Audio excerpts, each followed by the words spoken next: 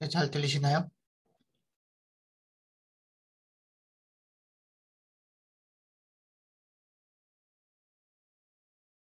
네, 응답해 주셔서 감사합니다.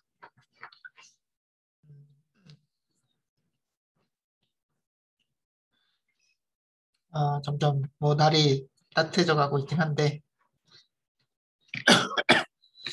어, 그래서 날이 풀리면서 좀 코로나도 잠잠해지고 하면 좋은데, 뭐 그렇게 되는 것 같지 않아가지고 좀 아쉬운, 아쉬운 것 같긴 합니다.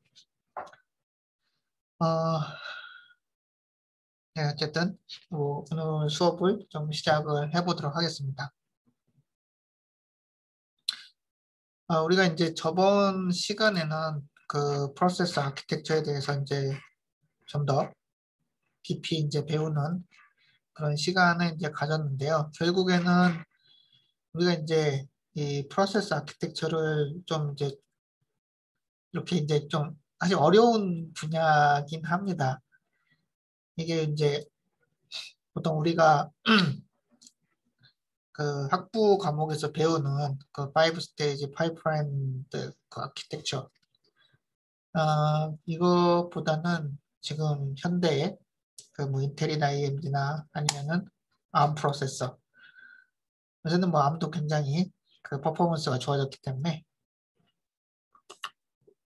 어쨌든 우리가 이제 쓰고 있는 그런 모던 프로세서 아키텍처 같은 경우에는 이런 아웃 오브 오더 프로세서랑 그다음에 스페큘레이티브 엑스큐션이 결합된 구조를 이제 쓰고 있고요. 그래서 이제 굉장히 이제 많은 부분을 스페큘레이티브하게 수행을 합니다. 그래서 이제 제가 그 저는 이제 그 뭐 익스트림 테크라는 그런 뭐 사이트에서 그 좀 소식을 받아보고 있는데 결국 뭐 익스트림 테크라는 사이트에서 그냥 약간 이제 대중적인 그런 사이트라고 이제 할 수 있겠는데요.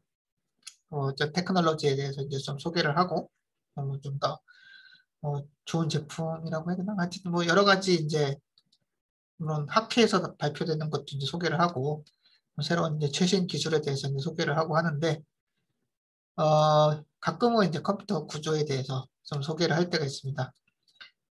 근데 요새 뭐 요새는 아니긴 하지만 어쨌든 최근에 이제 그런 스펙터란 이제 말티다운 이런 뭐 세큐리티에 대한 공격이 이제 밝혀지고 사람들이 이제 세큐리티에 대해서 좀 이제 관심을 가지고 하니까는 이제 익스트림 테크라는 그런 사이트에서 그 스페큘레이티브 엑스큐션 하고 아웃 오브 더 프로세서 구조에 대해서 뭐 설명하는 글이 올라왔더라고요. 아티클이.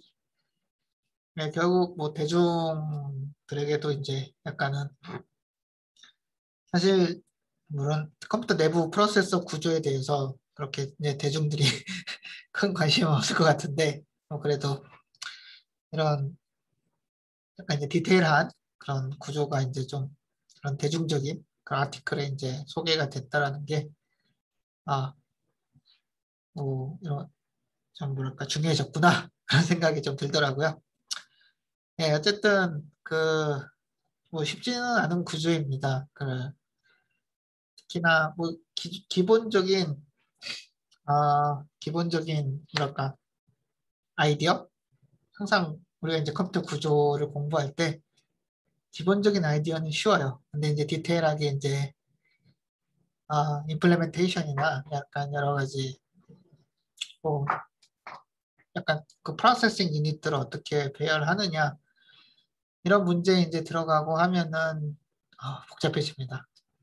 네, 그렇긴 한데 어쨌든 요 스페큘레이티브 엑스큐션 아웃 오브 오더 프로세서는 스펙터를 일으키는 주범이라고 할 수 있는 사실 이게 왜 주범이라고 하기에는 좀 억울한 게 스페큘레이티브 엑스큐션과 아웃 오브 오더 프로세싱을 결합을 되면서 퍼포먼스가 굉장히 좋아졌거든요. 그렇기 때문에 모던 프로세서에 다 이제 적용이 되고 그런 상황인데 어쨌든 이런 부분들을 또 이제 해결하기 위해서는 그러니까 어쨌든 스펙터라든지 이런 하드웨어 보안 어택을 우리가 이제 이해를 하고 또 이제 거기에 대한 해결책을 뭐 찾으려면은 아무래도 이제 하드웨어 구조에 대해서 이해를 해야 되기 때문에 그래서 뭐 잘 이해를 하셨으면 좋겠습니다. 뭐 결국에는 그냥 뭐랄까 어, 좀 요약을 해서 이제 얘기를 말씀을 드리자면은 그 speculative execution이라는 거는 결국에는 우리가 처음에 근데 예측을 해서 이게 투기적이라는 그런 그 번역이 되기도 하는데 어쨌든 뭐 투기라고 하는 게 어떤 일이 일어날지 예측을 한 다음에 거기에 대해서 그 예측에 따라서 움직이는 그런 거잖아요. 어쨌든 뭐 프레딕션 이런 부분이 좀 더 맞는 표현일 수도 있긴 한데 어쨌든 스페큘레이티브라는 그런 표현을 썼고요. 어쨌든 결과는 알 수 없지만 그냥 그 결과에 대해서 예측을 하고 예측된 대로 진행을 한다. 그 다음에 그 예측이 틀리면은 롤백을 할 수 있는 그런 구조들을 첨부를 했다. 애드를 했다. 이렇게 이해를 하시면 되고요. 그리고 이제 그때 문제가 되는 것이 제가 이제 이 시큐어 하드웨어 구조를 하드웨어 아키텍처를 이제 좀 설명을 하면서 항상 얘기를 했던 게 아키텍처럴 스테이터스잖아요. 아키텍처럴 스테이트. 결국에는 우리가 이런 퍼포먼스를 늘리려면은 아키텍처럴 스테이트 그러니까 외부로 그냥 이런 블랙박스예요. 프로세서라는 건 블랙박스인데 이 외부로 주어지는 것만 제대로 준다. 이러는 그런 철학을 가지고서 내부에서는 어떻게 이제 뭐 지지고 볶아든지 빨리만 주면 된다. 뭐 거의 이런 철학이라고 이제 하면 되겠습니다. 그러니까 스페큘레이티브 엑스큐션도 아키텍처럴 스테이트에 영향을 주지 않는 범위 안에서 최대한으로 우리가 먼저 실행을 해보자.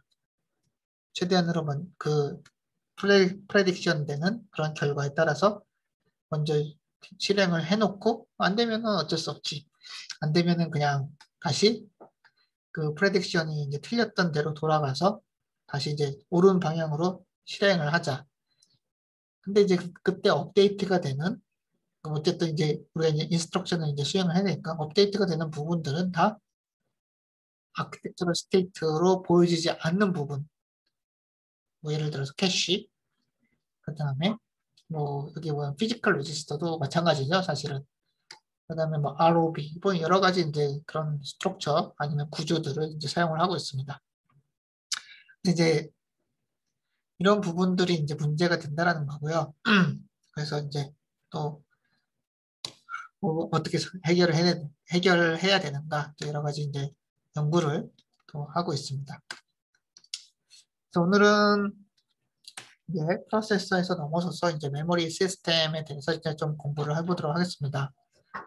어쨌든 우리가 이제 컴퓨터 프로세서, 그러니까 컴퓨터의 뭐 뭐라 그럴까 핵심적인 부분을 두 개를 이제 뽑아보자 하면은 프로세서와 사실 메모리입니다.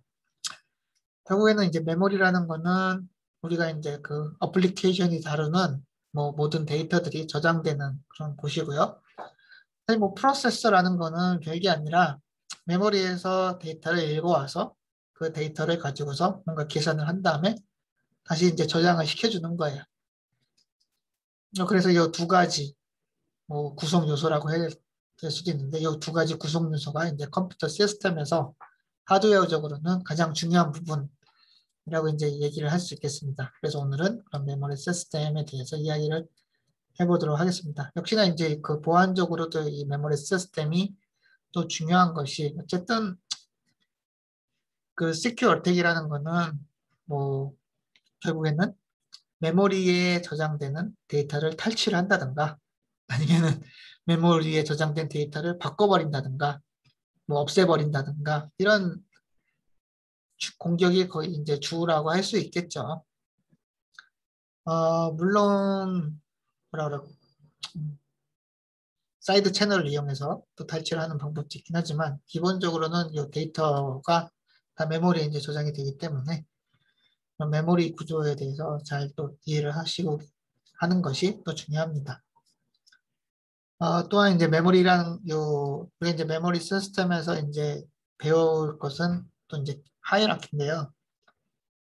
뭐 계층 구조라고 보통 번역을 하긴 하지만 그 하이라키 구조에 때문에 우리가 이제 약간의 그 사이드 채널도 발생하고 그런 사이드 채널을 이용한 공격도 또 역시나 이제 발생을 하게 됩니다. 그래서 메모리에 대해서 잘 또 이해를 하셔야 됩니다. 결국 이제 오늘 수업에서는 그 어쨌든 전 이제 메모리 하이라키 컴퓨터 시스템에 있는 그런 메모리 계층 구조에 대해서 좀 브리플리 설명을 드릴 거고요. 결국에는 여러분들이 이해를 하셔야 되는 거는 그 메모리 하이라키, 이 메모리 계층 구조가 왜 쓰였느냐?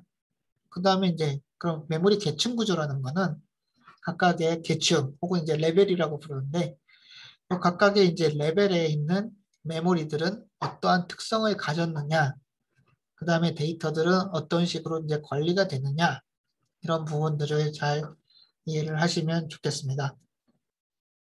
예, 또 나왔죠? 그, 어쨌든, 우리가 이제 그 소프트웨어에서 보는 그 컴퓨터 그 구조라고 해야 되나요?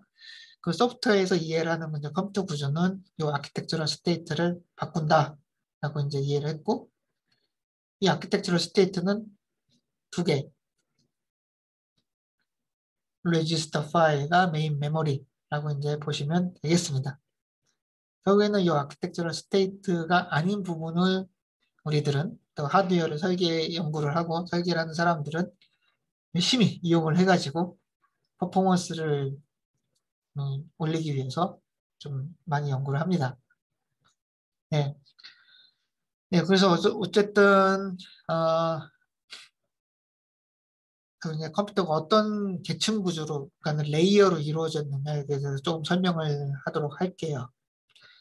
우리가 이제 컴퓨터 시스템을 이용할 때 이제 가장 좀 뭐랄까 잘 이해를 해야 되는 그런 터미널로지라고 해야 되나요? 어쨌든 그런 아까 생각의 방식이라고 해야 될까요? 그 중에 이제 가장 또 중요한 것 중에 하나가 abstraction, 뭐 추상화라고 부르는 그 abstraction입니다.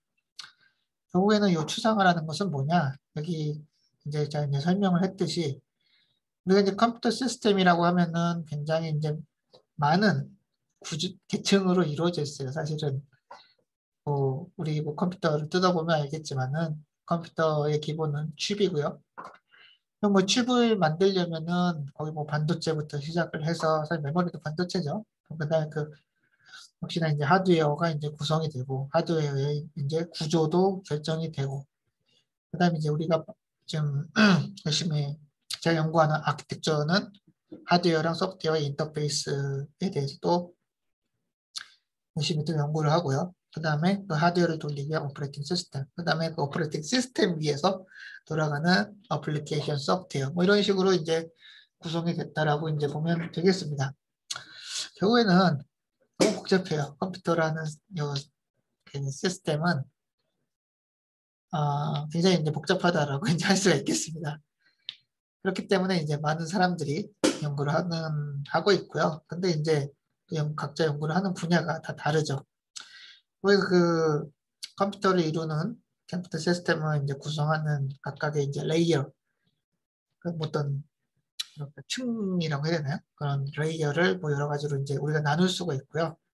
결국에는 우리가 연구를 하거나 일을 하거나 할 때는 각각의 그 레이어에 집중을 해서 연구를 하고 그 일을 하게 됩니다.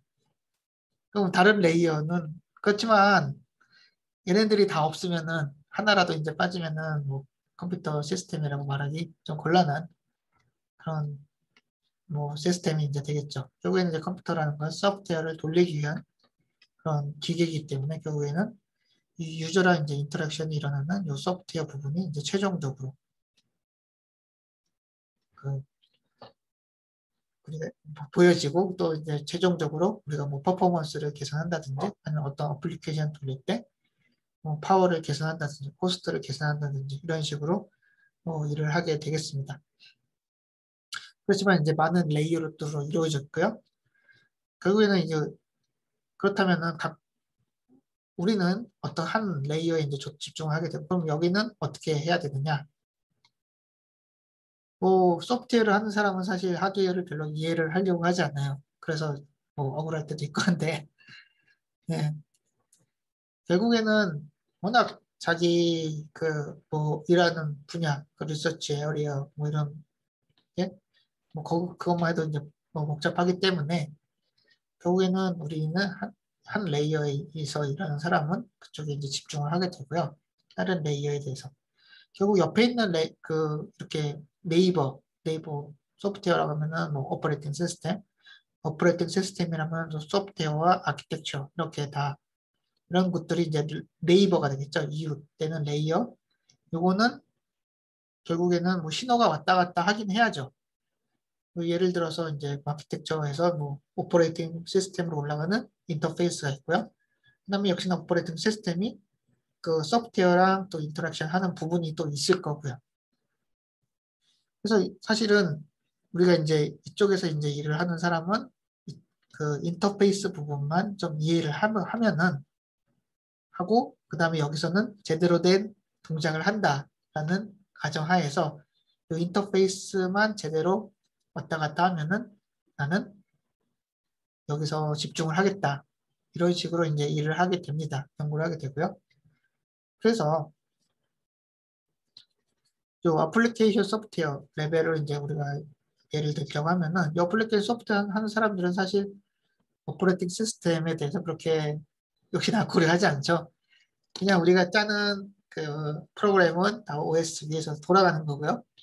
OS가 뭐 제대로 돌리기를 뭐 바라고 그냥 우리는 프로그램을 이제 짭니다.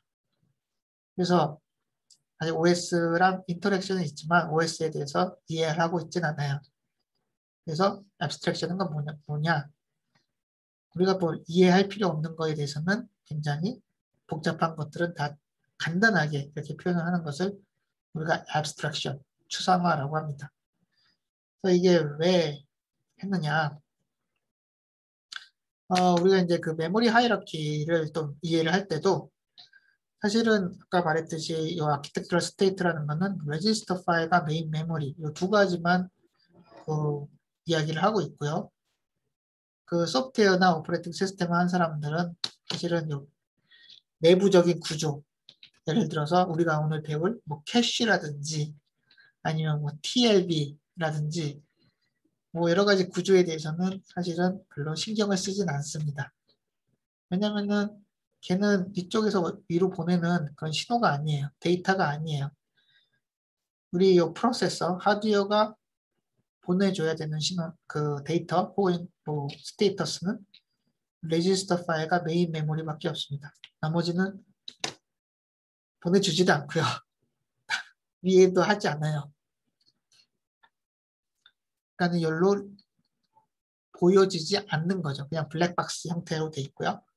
이 블랙박스 형태인데 그래서 이제 이쪽에서 일하는 사람은 이 내부에서 어떻게 동작하는지에 대해서는 신경 쓰지 않고 그냥 그 리퀘스트를 보내면 거기 리퀘스트에 따른 서비스가 어떻게 이제 올라오느냐 이런 거에 이제 관심만 있지 그 내부가 어떻게 도는지에 대해서는 별로 신경 쓰지 않습니다. 네, 그 메모리 하이라키도 사실은 그런 뭐랄까 그런 앱스트랙션적인 그런 생각 방법 그걸 좀 이용을 해가지고 또 이제 구성이 되었다라고 이제 생각하시면 됩니다. 자, 그럼 이제 메모리 하이라키가 어떻게 이루어졌는지 한번 또 이야기를 하도록 합시다. 메모리 하이라키 혹은 메모리 계층 구조라고 이제 부르게 되는 거는 보통 이런 형태로 이루어져 있다라고 우리가 이제 이야기를 하고 있습니다. 이 RF가 이제 레지스터 파일이고요. 그 다음에 캐시가 있고 캐시는 L1, L2, L3 보통 요새 쓰는 프로세서 같은 경우에는 L3 캐시까지 프로세서가 이제 가지고 있죠. 칩 내부에 있고요. 그 다음에 이제 메인 메모리가 있고, 메인 메모리로는 우리는 DRAM을 이제 쓰게 되고, 그 밑에 이제 스토리지, 뭐 SSD나 HDD가 존재하게 됩니다. 자, 그러면은 왜 이런 메모리 하이라키를 우리가 만들었느냐? 그리고 아까 말했듯이 이 레지스터 파일과 그 다음에 이 메인 메모리 밑에는 얘는 이제 소프트웨어한테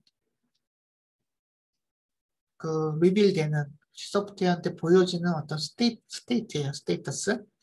그다음에 뭐 스토리지 같은 경우에도 뭐 우리 잘 아시겠지만은 뭐 우리 데이터라든지 뭐 파일이라든지 이런 것들 다 스토리지 안에 저장이 되죠. 결국에는 우리 뭐 유저한테 역시나 리빌되는 그런 메모리라고 이제 보시면 되겠습니다. 여기도 마찬가지고요. 그러니까 뭐 레지스터 파일, 그다음에 메인 메모리 밑에 이것도 다 그 소프트웨어한테 보여지는 그런 데이터 혹은 스테이트라고 이제 우리가 말을 할 수가 있어요. 근데 캐시는 뭐냐?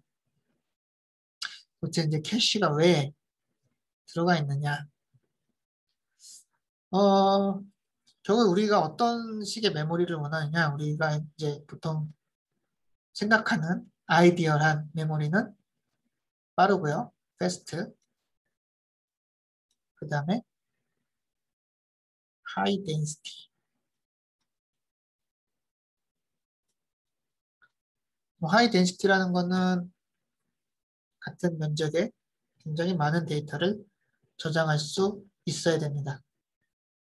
그 다음에 뭐 역시나 쌓아야 되겠죠. 뭐 이런 것들이 이제 아이디얼한 메모리의 조건이라고 우리가 얘기를 할 수 있겠습니다. 그런데 이런 아이디얼한 메모리는 존재하지 않아요. 항상 우리 세상에는 아이디어란 거는 존재하지 않는다라고 네, 보시는 게 이제 좋습니다. 뭐 제가 이제 학생들한테 뭐 종종 하는 얘기가 있는데 어떤 하나의 아이디어 혹은 하나의 디바이스로 모든 것을 해결할 수 있다고 하면 그거는 사기다. 네, 그렇게 얘기를 하는데요. 이거는 이제 메모리에서도 이제 마찬가지라고 이제 할 수가 있습니다.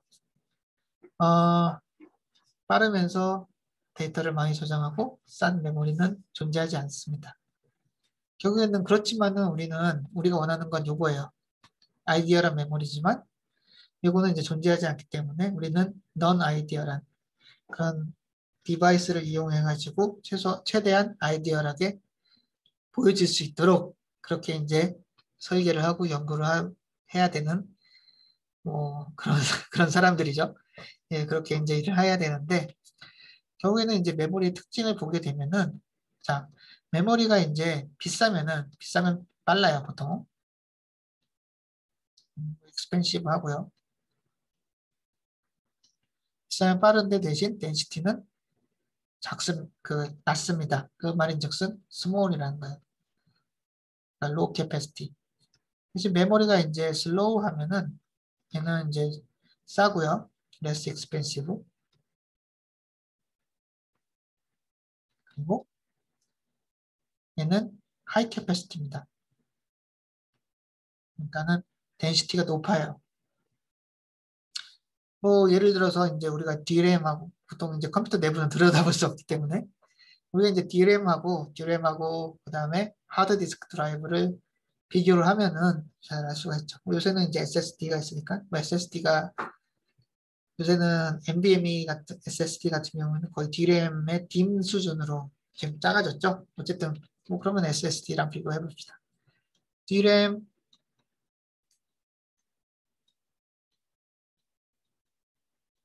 vs SSD 플래시 메모리라고 이제 할 수 있겠는데 자, 우리가 이제 DRAM하고 SSD를 비교를 해보면은 뭐 DRAM에 요새 이제 많이 역시나 그 직접도가 올라가면서 덴시티가 올라가면서 우리가 굉장히 라지 DRAM을 그 컴퓨터 내부에서 이제 쓸 수가 있게 됐죠. 보통 이제 우리가 4GB 메모리를 쓰고 요새는 이제 스마트폰도 다 4GB 이상 쓰더라고요.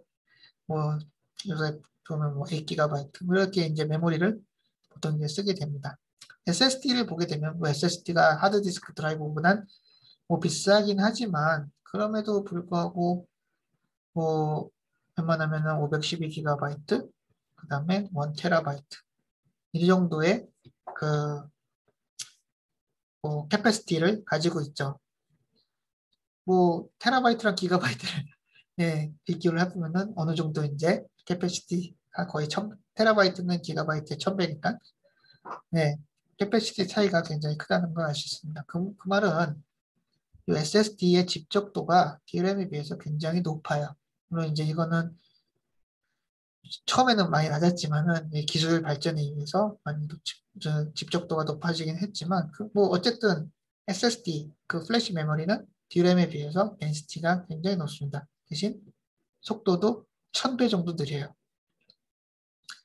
DRAM을 액세스하는 거가 거의 10 나노세컨드, 요 10 나노세컨드 정도라고 이제 우리가 얘기를 하면은 SSD는 10 마이크로세컨드 정도 이제 됩니다. 그러니까 몇십 마이크로세컨드 이렇게 하는데 뭐 나노랑 마이크로는 1000배 차이죠. 그 SS, 그러니까는 플래시 메모리랑 DRAM은 속도가 이제 1000배 차이 난다고 보면 되겠습니다. 그만큼 속도가 느리다라는 거죠.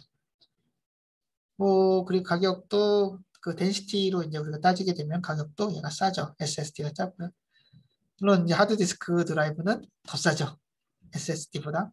그 다음에 뭐 덴시티가 꽤 높긴 합니다. 하드디스크 요새 뭐 보니까는 거의 몇십 테라바이트, 한 8테라바이트도 나오고 굉장히 막 집적도가 또 많이 올라간 것 같은데 어쨌든 그 느린 대신 굉장히 느리죠. 느린 대신 집적도는 높고 또 쌉니다. 우리가 원하는 메모리는 없어요. 우리가 원하는 건 패스트, 하이 캐패시티, 하이 덴시티, 하이 캐패시티, 그다음 칩. 근데 그것이 이 프로세서가 있으면은 그렇게 좋은 메모리가 이 프로세서 바로 옆에 이제 딱 붙어 있으면은 아주 환상의 조합이지만 네, 그렇지 않기 때문에 우리는 그 메모리 하이라키를 이용을 합니다. 메모리 하이라키를 이용할 때는 프로세서에 가장 가까운 부분은 좋은 메모리를 집어넣어요. 하이 코스트, 하이 퍼포먼스, 로우 캐패시티. 그게 레지스터 파일입니다. 레지스터 파일을 보면은 뭐 그 우리가 이제 많이 썼던 add R1, R2, R3 이런 인스트럭션 보면 다 레지스터를 액세스를 하잖아요. 뭐 레지스터를 액세스할 때 거의 한 클락 정도의 시간을 가지고 액세스를 할 수가 있기 때문에 굉장히 빠르다고 할 수 있겠죠. 대신 레지스터는 별로 없습니다. 예. 그 다음에 이제 캐시는 좀 넘어가고요. 그 다음에 이제 메인 메모리 보면 메인 메모리는 사이즈 크죠. 크던데 그 뭐 레지스터에 비해서는 느리다고 할 수 있겠죠. 그래서 사이즈는 크지만 느린 게 있고요. 그 다음에 그 사이에 이제 캐시 메모리가 있는데 캐시도 이제 여러 레벨로 이제 이루어져 있고요. 캐시가 역시나 작은 것부터 시작해서 이렇게 큰 순서, 큰 캐시로 이런 식으로 구성이 되게 됩니다. 결국 프로세서에 가까운 거는 작은 캐시 메모리, 프로세서에서 먼 것은 큰 캐시 메모리 이런 식으로 구성이 되어 있어요.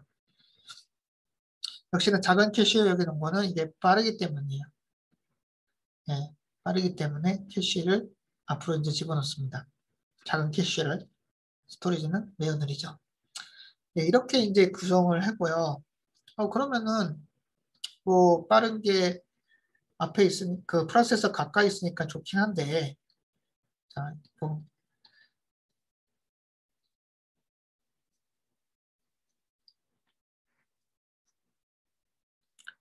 자, 여기 프로세서가 있고요. 레지스터 파일이 있고 캐시 메모리가 있고 뭐 이런 식으로 점점 커지면서 뭐 이렇게 메모리가 이제 존재를 한다고 했을 때 이제 이게 L3 캐시 L2 L1 레지스터 파일 뭐 이렇게 이제 됐다고 했을 때 뭐 이게 빠른 게 있으면 좋아요. 뭐 그렇다고 했을 때 그때 너무 사이즈가 작은 거 아닌가? 우리는 이제 사이즈가 큰 걸 원하는데 왜 어떻게 이제 또 안 좋은 거 아닌가 또 이렇게 생각을 할 수가 있죠. 그런데 이제 이렇게 이제 메모리 하이라키를 집어넣고 또 이제 사실 캐시라는 거는 그 역시나 이제 레지스터 파일도 아니고 DRAM도 아니고 소프트웨어에서 보여지지 않는데 캐시라는 게 또 왜 들어갔지? 뭐 이렇게 이제 좀 생각할 수가 있는데요. 뭐 이거는 사실은 이런 현실적인 제약을 그 소프트웨어가 이렇게 이용하는 데이터의 성질, 뭐 프로퍼티 이런 식으로 그걸 이제 분석을 해서 이런 메모리 하이라키를 이용해서 최대한 성능을 높이면서 우리가 이제 코스트 이펙티브하게 그 컴퓨터 시스템을 이제 설계를 한다라고 이제 보면 되겠습니다. 자, 그럼 어떤 성질을 이용하느냐?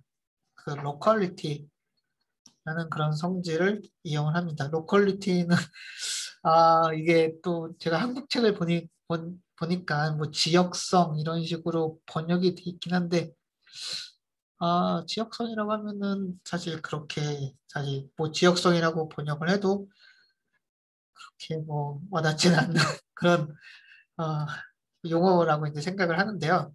근데 이제 이 메모리 하이라키는 로컬리티를 이용합니다. 로컬리티라는 게 뭐냐? 결국에는 로컬리티는 이제 템포럴 로컬리티, 그다음에 스페이시얼 로컬리티 이렇게 두 가지로 이제 우리가 분류를 할 수 있겠는데요. 그래서 이제 템포럴 로컬리티가 뭐 시간 지역성, 공간 지역성 이런 식으로 표현이 되는 것 같은데 어쨌든 템포럴, 그러니까 우리가 템포럴이라는 단어가 이제 붙으면은 그냥 이제 시간을 뜻하게 합니다. 그게 뭐 어떤 그 시간적인 순서 이런 것들을 이제 이야기를 하고요. 그다음에 스페이시안 요게 이제 들어가게 되면은 공간적인 뭐 그런 부분을 얘기를 하긴 하죠. 그러면 이제 템포럴 로컬리티는 뭐냐? 한 번 데이터가 이제 액세스를 하면은 그러니까 프로그램에 의해서 이용이 되면은 요 데이터는 뭐 가까운 미래에 다시 액세스가 될 확률이 높다. 그러니까 이게 뭐냐면은 우리가 이제 어, 프로그램에서 어떤 변수가 있어요. 그래서 예를 들어서 A라는 변수가 있다라고 했을 때 이 A라는 변수를 뭔가 썼어요. C는 뭐 A 플러스 B 이런 식으로. 그다음에 우리가 이제 근데 우리가 A를 왜 선언을 했겠어요. 프로그램에서 계속 써먹으려고 선언을 했겠죠. 가까운데 또 A를 선언하잖아요. 쓰기 바로 직전에. 그러니까는 우리가 이제 어플리케이션을 이제 보게 될 때 한 번 데이터가 한 번 베어리어블을 이제 쓰게 되면은 그 베어리어블은 계속해서 이제 쓰여질 확률이 높다. 뭐 이렇게 얘기를 할 수 있습니다. 그거를 우리가 이제 템포럴 로컬리티라고 이제 이야기를 하게 됩니다. 그럼 이제 스페이셜 로컬리티는 뭐냐? 이거는 이제 뭐 어레이를 보면 알겠지만은 우리가 이제 어레이에서 그런 어레이가 있을 때 어레이 데이터에서 뭐 A 재료를 썼어요. 가까운 미래에 우리는 A1을 쓸 확률이 높겠죠. 한 번 어레이를 액세스를 했는데 그 옆에 있는 어레이 데이터를 다시 액세스를 확률이 높아질 겁니다. A1을 액세스하면 또 A2를 액세스할 거고요. 그러니까 이건 뭐냐? 우리가 그러니까 한번 데이터가 이제 그 이용이 되면은 그 옆에 있는 데이터, 뭐 컴퓨터에서 옆에 있는 데이터라고 하면은 어드레스로 봤을 때 가까이 있는 어드레스를 가지는 데이터라고 할 수 있겠죠. 그 데이터가 이제 다시 이용될 확률이 크다라는 것이 스페이셜 로컬리티입니다. 우리가 이제 그 어플리케이션을 분석을 했을 때 이런 식의 이제 그 특성이 이제 보이기 때문에 그러니까 데이터 어플리케이션을 사용하는 데이터가 템포럴 로컬리티가 있고 또 스페이셜 로컬리티가 있기 때문에 우리는 메모리 하이라키를 이용을 해가지고 퍼포먼스를 높일 수가 있어요. 그러니까 메모리 하이라키는 어떤 식으로 이해를 하면 되느냐? 자, 여기 우리가 공부를 하고 있다라고 이제 볼 때, 우리가 공부를 하게 될 때, 공부를 할 때, 여기 도서관이 있어요, 라이브러리. 우리가 여기 책상에서 이제 공부를 하고 있는데, 이 도서관에서 뭐 사실 공부를 할 때 책을 많이 갖고 오면 좋죠. 그렇지만 도서관에 있는 모든 책들을 갖고 올 수는 없을 것입니다. 그렇지만 우리가 이제 공부에 필요한 일부의 책을 갖고 와서 책상에 쌓아놓고 있죠. 그 다음에 그걸로 이제 열심히 공부해요. 여기 도서관에 많은 책들이 있긴 하지만은 우리는 보통 그 공간의 제약, 메모리랑 똑같죠. 그 다음에 뭐 이런 거리의 제약이 또 있기 때문에 멀어요. 우리는 도서관에서 일부의 책만 가지고 와서 열심히 공부를 하고 또 그거를 이제 다 쓰면은 이거를 반납하고 다시 새로운 책을 갖고 와서 공부를 하게 됩니다. 그러니까 일상생활에서도 사실 로컬리티는 존재합니다. 한번 우리가 책을 보기 시작하면 계속 그 책 보잖아요.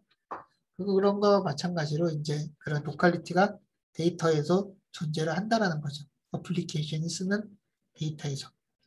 자, 그러면은 우리가 이제 책을 빌려왔을 때 이 책을 놓을 조그만 공간이 필요하죠. 이게 이제 보통 이제 캐시, 그러니까는 캐시라고 이제 우리가 부르게 되고요. 영어로는 이제 캐시라고 하는데 캐시라는 거는 그냥 뜻을 보면은 어떤 거를 몰래 숨겨놓는 그런 뭐 비상금고 뭐 그 정도로 이제 번역을 할 수가 있는데 사실은 굉장히 이제 작은 사이즈를 가지고 있고요. 그거를 위한 템포러리 금고라고 이제 할 수 있겠죠. 여기 자주 쓰는 데이터, 자주 액세스되는 데이터를 우리 가까운데 캐시에 이제 저장을 해놨다가 필요하면은 그걸 이제 프로세서가 갖고 와서 이제 일을 하게 됩니다. 그래서 템포럴 로컬리티와 스페셜 로컬리티를 이용하는 것이 이제 캐시가 된다라고 이제 우리가 이해를 하면 되겠습니다. 요거는 그 예제를 들어야면 for I equal 0, I is then 100, I plus plus 그래서 A, I equal B, I plus C, I 이런 식으로 우리가 많이 쓸 수 있잖아요. 여기서 보면 I라는 거는 계속 이제 repeatedly access 되니까 이거 이제 temporal locality를 가지고 있다라고 얘기를 할 수가 있겠고요. 그 다음에 이제 array가 한번 A0가 쓰면은 B0, C0도 이제 쓰이니까는 이거는 이제 스페셜 로컬리티를 가지고 있다라고 우리가 얘기를 할 수 있겠습니다.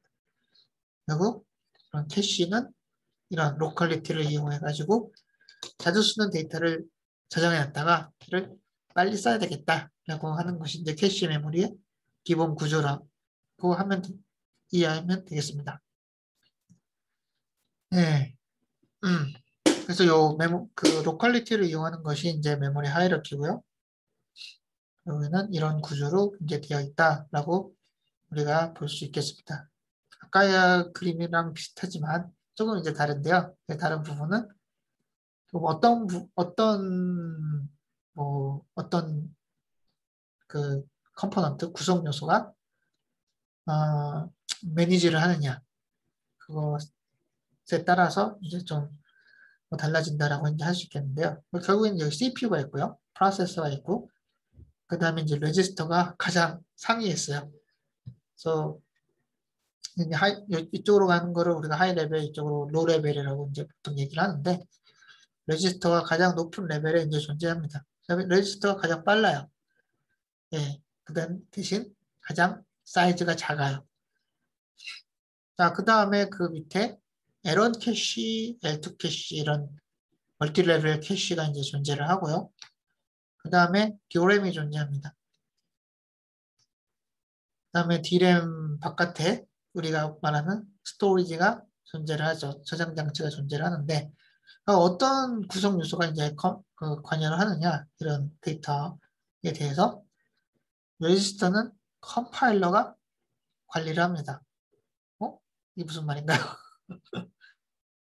우리가 이제 C 프로그램을 이제 작성을 하고 C든 뭐든 C가 이제 컴파일러 언어니까요. 그러니까 컴파일드 방식을 쓰니까 컴파일러 방식.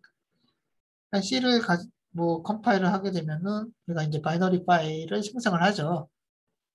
예. 바이너리 파일은 그러니까 엑스큐션 할 수 있는 그런 파일이라고 이제 볼 수 있겠는데, 그 컴파일된 그 바이너리 파일을 보면은 그 사실 기계어로 이루어져 있죠. 머신 랭귀지로 이루어져 있는데 잘 따다 보면은 이런 뭐 어셈블리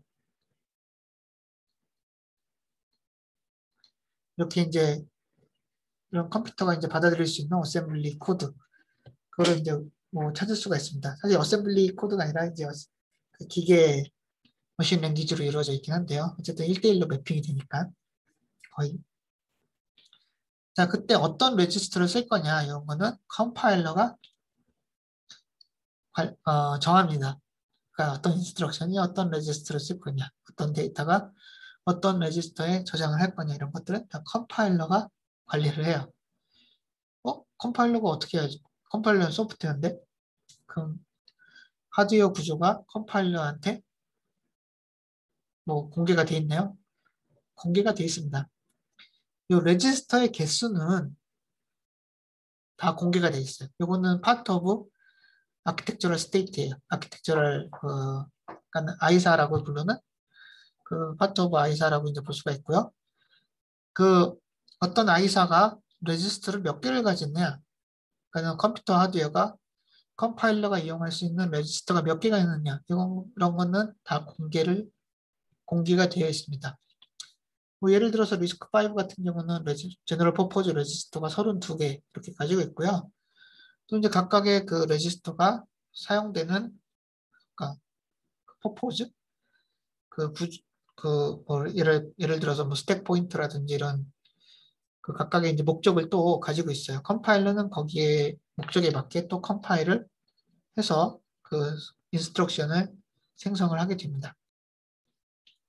자, 그럼 그다음에 이제 DRAM, 그다음에 스토리지. 뭐 스토리지 보면 알겠지만은 우리가 파일 막 저장하고 하죠. DRAM하고 스토리지는 어떤 게 관리를 하느냐? 커널 혹은 오퍼레이팅 시스템이 관리를 하게 됩니다. 사실 오퍼레이팅 시스템 위에서 좀 우리가 뭐 요청을 하는 것이 또 유저가 되겠고요. 이런 그 스토리지나 뭐 우리가 이제 파일 시스템이라고 부르는데 파일 시스템 그 다음에 이제 메모리, DRAM 그런 것들은 오퍼레이팅 시스템이 관리합니다. 그러니까는 이 부분도 역시나 소프트웨어에 리빌돼 있어요. 소프트웨어가 이제 볼 수가 있어요. 그 사이에 있는 캐시 메모리는 하드웨어가 알아서 관리합니다. 그러니까 얘는 OS가 별로 관여를 하지 않아요. 물론 관여를 할 때도 있긴 하지만 그렇게 관여를 하지 않습니다. 이거는 하드웨어가 알아서 관리를 하는 거예요.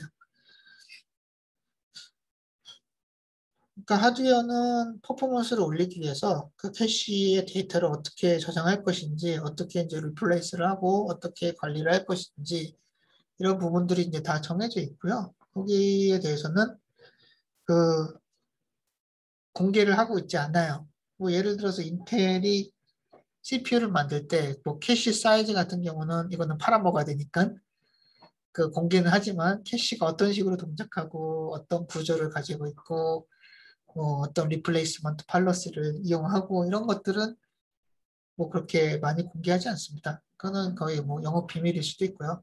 그러니까 연구한 그런 자사만의 그런 자산이기 때문에 공개하지 않아요. 공개할 필요가 없어요. 왜냐면은 요 캐시라는 거는 사실은 요 메인 메모리랑 레지스터 사이에 붕떠 있는 어떤 블랙박스고요.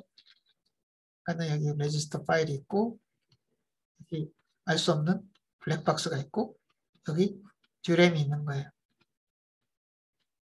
레지스터 파일과 DRAM 사이에는 DRAM은 이제 오퍼레이팅 시스템을 관리를 하긴 하지만 뭐 anyway 레지스터 파일과 DRAM 사이는 그 소프트웨어를 통해 가지고 데이터가 이동합니다. 예를 들어서 load R1, 0, R2 이런 식으로 이 데이터를 여기서 여기로 이동해라 하는 것이 로드 인스트럭션이잖아요.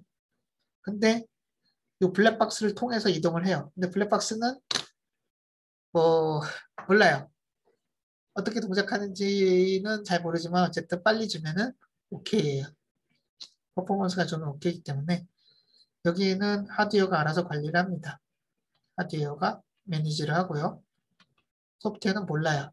대신 빨리 주면 돼요. 퍼포먼스가 중요하기 때문에. 네. 그래서 관리를 하는 주체가 무엇인지를 여러분들이 좀 알고 있으면은 좋을 것 같습니다. 뭐 캐시는 그래서 아까 말했던 것처럼 그 템포러리 그 데이터 스토리지 메모리라고 이제 볼 수 있겠고요. 그리고 이제 우리가 캐시를 이제 봤을 때 캐시가 이제 레벨 1, 레벨 2, 레벨 3 이렇게 돼 있고요. 그 다음에 캐시라는 거는 아까 그 제가 이제 뭐 도서관하고 그다음에 뭐 책 이런 것처럼 그 캐시에라는 거는 어떤 우리가 가지고 있는 작은 데이터, 자주 쓰는 작은 사이즈의 데이터를 그 저장해 놓는 그런 어떤 일시적인 공간이라고 이제 보면 된다라고 했죠. 자, 그래서 이제 그렇지만 이제 캐시는 이제 멀티 레벨로 이루어져 있고요. 역시나 이제 말했듯이 요 작을수록 이제 속도가 빠릅니다. 그래서 우리가 이제 로드 인스트럭션으로 R1, 0, R2 이렇게 이제 데이터를 요청을 했을 때, 자, 요 로드 인스트럭션은 요 어드레스에서 데이터를 읽어서 R1에서 저장해라 이런 거죠. 자, 그런데 요 데이터가 물론 데이터는 여기 있을 거예요. 여기 있는 거는 이제 뭐 오퍼레이팅 시스템이 이제 관리하니까 뭐 물론 이제 버추얼 메모리 때문에 뭐 디스크에 뭐 있을 수도 있긴 하겠지만 뭐 대부분의 경우 뭐, 뭐 메모리에서 이제 갖고 옵니다. 페이지 폴트가 일어나지 않는 이상. 그런데 만약 운 좋게 이 요청한 데이터가 에런 캐시에 있다.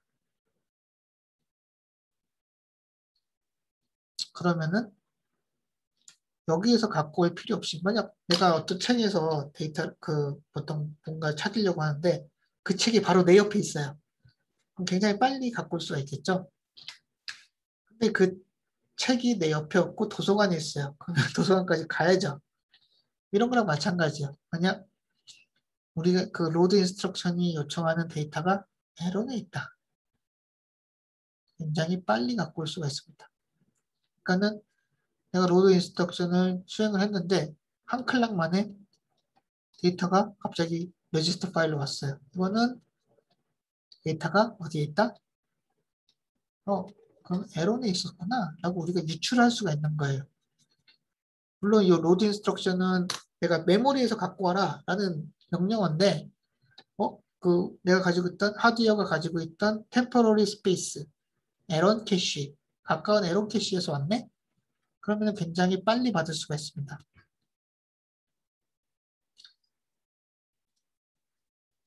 물론 이제 이 데이터가 에런이었고 에런 캐시였고 L2에 있을 수도 있고 L3에 있을 수도 있습니다.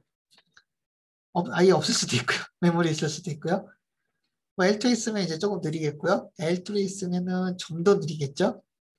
뭐 그렇긴 하지만 어쨌든 캐시에 있으면 우리가 빨리 갖고 올 수가 있고요.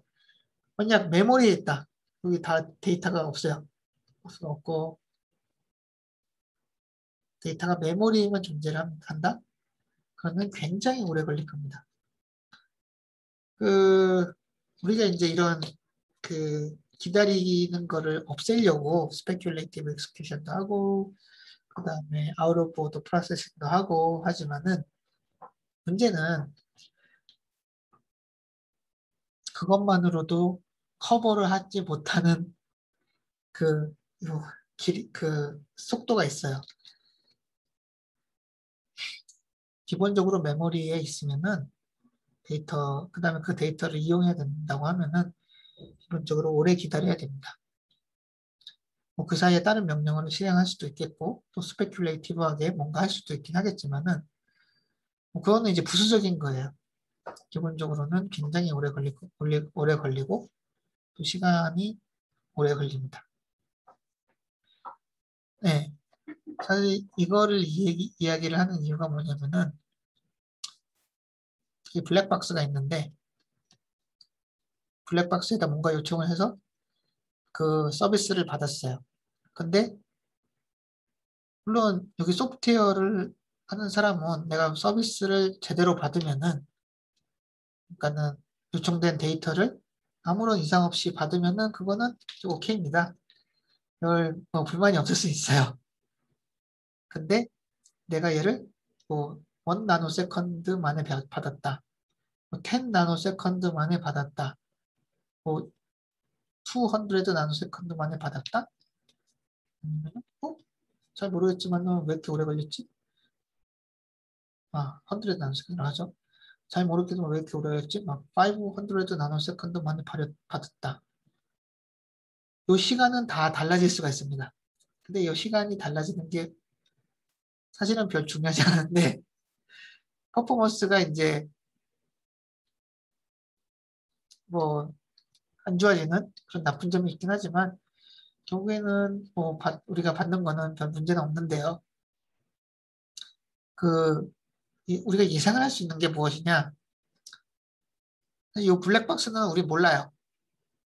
어떻게 생겼는지 모르는데 데이터가 어디 있는지는 사실 몰라요. 이 데이터가 어디 있었지? 어쨌든 우리가 로드 인스트럭션 써가지고 메모리에서 받았네. 어떨 땐 빨리 받고 어떨 땐 느리게 받고 뭐 별 문제 없습니다.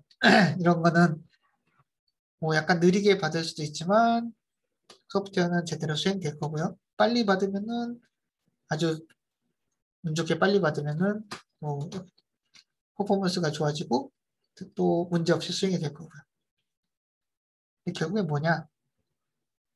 블랙박스가 뭔지 모르지만 요 시간을 보고서 이 데이터가 어디에 있었지? 우리가 예측이 가능하다라는 거죠. 1나노세컨드 안에 받았다? 이거는 에러는 캐시에 있었겠네. 3나노? 이건 L2 캐시에 있었겠다. 이건 L3? 이건 D램에서 왔나 보네. 이런 식으로 우리가 유추를 할 수가 있습니다. 유추는 가능하죠, 사실은.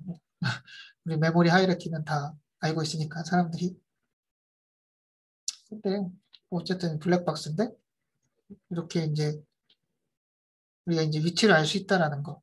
어떤 뭐 그러니까는 별로 이제 중요하지 않은 데이터, 그 어떤 변화 그거를 통해서 뭔가 이제 별로 이제 뭐 숨겨져 있다라고 할 수도 있고, 그러니까는 보통은 이제 밝히지 않은 데이터, 밝히지 않은 어떤 구조 이거를 알 수 있다라고 우리가 얘기를 할 수 있다라는 거죠. 이게 이제 사이드 채널이죠. 네, 별로 그러니까는 오피셜리 밝힌 데이터가 아닌데 그 데이터가 어떻게 오고 가는 그런 성격, 성질을 이용을 해가지고 뭔가 별로 밝히지 않은 어떤 사실을 알아내는 거. 보통 이게 우리가 이제 뭐 사이드 채널이라고 우리가 얘기를 할 수가 있고요. 저 캐시라는 게 계속 말을 하지만 캐시라는 거는 하드웨어가 알아서 이제 매니지를 하고요. 소프트웨어는 별 상관없어요. 관심도 없고요. 그런데 그 어떤 우리가 시간이라는 걸 통해서 데이터가 어디에 있었지? 라는 것을 알아낼 수가 있다라는 겁니다. 네, 이런 부분들이 이제 좀 중요하다라고 이제 이야기를 할 수가 있겠습니다. 그러니까 뭐 퍼포먼스, 그러니까 시큐리티에서 이제 중요하다라고 이제 얘기를 할 수가 있겠죠. 자, 그럼 캐시는 이제 뭐 캐시의 퍼포먼스는 무엇을 좌우되느냐 뭐 이런 거 뭐 넣어놓긴 했는데 캐시는 이게 이제 캐시 메모리가 있다고 하면요. 뭐 우리가 이제 처음에 이제 로드 인스트럭션을 프로세서가 이제 수행을 하게 되면은 여기 한번 해봅시다. 여기 이제 프로세서가 있고요. 프로세서가 로드 인스트럭션을 수행을 해요. 로드 R1, 0, R2 뭐 이런 식으로 로드 인스트럭션을 수행을 하는데 이런 로드 인스트럭션을 수행을 하면은 제일 처음에 하드웨어는 에런 캐시에서 데이터를 찾아봅니다. 그 다음에 이런 데이터에서 이런 캐시에서 데이터가 발견이 된다. 이게 가장 빠른 경우겠죠? 이 발견이 되는 경우를 우리가 hit이라고 얘기를 합니다. hit. 그래서 이렇게 데이터가 캐시 안에서 발견이 된다. 이럴 때는 우리가 캐시 hit이라고 얘기를 해요. 근데 이제 캐시라는 거는 데이터가 없을 수도 있잖아요. 이건 이제 템포러리 스페이스, 자연 스페이스이기 때문에 그럴 때 이런 거를 우리가 캐시 미스라고 얘기합니다. 자, 캐시 미스가 발생하면은 하드웨어는 그 로어 레벨, 그 넥스트 레벨이라고 하기도 하고 로어 레벨이라고 하기도 하는데 이런 캐시에서 데이터를 처음에 이제 테스트를 했다가 액세스를 한 다음에 데이터가 없어요. 그러면은 L2 캐시에서 다시 한번 찾아봅니다. 그 L2, 또 L2에서 없으면은 L3로 가고 이런 식으로 하드웨어가 캐시에서 데이터를 이제 찾게 됩니다. 근데 이제 이 이벤트가 데이터가 있으면은 그 이벤트를 우리가 hit이라고 얘기를 하고요. 만약 그 액세스를 한 데이터가 없다, 발견이 안 된다면 그거를 우리는 miss라고 얘기를 합니다. 캐시 미스, 캐시 힛, 캐시 미스라고 얘기를 하고 있고요. 그럼 캐시의 성능은 무엇이 좌우를 하느냐? 그러니까 보통 이제 캐시의 성능이라고 얘기하면 캐시는 무조건 데이터가 캐시 안에서 발견되면은 제일 좋죠. 우리가 공부할 때도 우리가 찾는 내용이 바로 옆에 있는 책에서 발견이 된다. 그러면은 공부를 효율적으로 할 수 있겠죠. 캐시도 마찬가지입니다. 캐시는 얼마만 우리가 그 프로세서가 요구하는 데이터가 얼마만큼 자주 발견되느냐 캐시에서 그거에 따라서 캐시의 성능이 결정됩니다. 그래서 그 발견되는 걸 hit이라고 했잖아요. 그래서 전체 액세스를 하는 전체 액세스 카운트 중에서 hit이 되는 카운트 요게 이걸 우리가 hit rate라고 이제 이야기를 하고 있고요. 결국에는 hit rate가 높으면 높을수록 요 캐시는 성능이 높다라고 이제 이야기를 할 수가 있습니다. 그러면 이제 hit rate가 있으면 miss rate도 있겠죠. 네, miss rate. 미스 레이트는 낮으면 낮을수록 좋겠죠. hit은 높으면 높을수록 좋고 그 다음에 뭐 캐시에서 이벤트는 테스트를 액세스할 때 그 결과는 hit 아니면 miss이기 때문에 hit rate는 1 마이너스 miss rate가 되게 됩니다. 그래서 이거가 이제 캐시의 성능을 결정하는 메트릭이 되겠고요. 그 다음에 이제 우리가 가끔은 이제 miss rate를 쓰지 않고 misses per instruction을 쓸 때도 있습니다. 요거는 전체 그 소프트웨어를 돌렸을 때 전체 인스트럭션 가운데 얼마만큼 미스가 발생하느냐를 이제 이야기를 하는 거고요. 요거는 뭐 로드 인스트럭션뿐만 아니라 모든 인스트럭션에 대해서 계산을 합니다. 사실은 미스가 덜 발생하면 좋겠죠. 그 다음에 근데 이제 데이터를 별로 이제 사용하지 않는 컴퓨터 인텐시브 어플리케이션 같은 경우에는 뭐 로드 인스트럭션 자체가 적기 때문에 이 MPI가 미스 퍼 인스트럭션이 더 작게 되겠죠. 오히려 그럴 경우에는 우리가 그런 어플리케이션에 대해서는 뭐 캐시에 대해서 별로 좀 고려를 한다던가 이런 건 없겠죠. 예, 그렇게 이제 생각을 할 수가 있고요. 그 다음에 average memory access time이라는 건 뭐냐? 요거는 뭔가 리퀘스트가 요 메모리 쪽으로 이제 갔을 때의 평균적인 액세스 타임을 얘기를 합니다. 뭐 캐시 같은 경우에는 우리가 이 이벤트가 두 개가 있다고 했죠. hit, 그 다음에 miss. 두 개가 있는데 에버리지 액세스 타임은 어떻게 되느냐? hit 타임이 있고요. 한번 액세스를 해서 발견되면 바로 이제 줄 수가 있기 때문에 요 hit 타임이 있고 그 다음에 미스가 발생하면은 그 next 레벨 혹은 low 레벨에서 데이터를 갖고 와야 되잖아요. 그때 이제 또 소요되는 시간을 우리가 미스 페널티라고 이제 부르게 되는데 어쨌든 우리가 액세스를 했을 때 데이터가 여기 있을 수도 있고 없을 수도 있기 때문에 그 미스 레이트랑 미스 페널티를 곱한 값을 더해주는 것과 미스가 발생했을 때의 어떤 액세스 타임이 되겠죠. 평균 액세스 타임. 그래서 히트 타임 플러스 미스 레이트 곱하기 미스 페널티가 에버리지 메모리 액세스 타임이 됩니다. 이 에버리지 메모리 액세스 타임은 우리가 그 데이터를 액세스를 할 때 어떤 메모리에 대해서 그 데이터가 받기까지의 평균적으로 걸리는 시간을 얘기를 해요.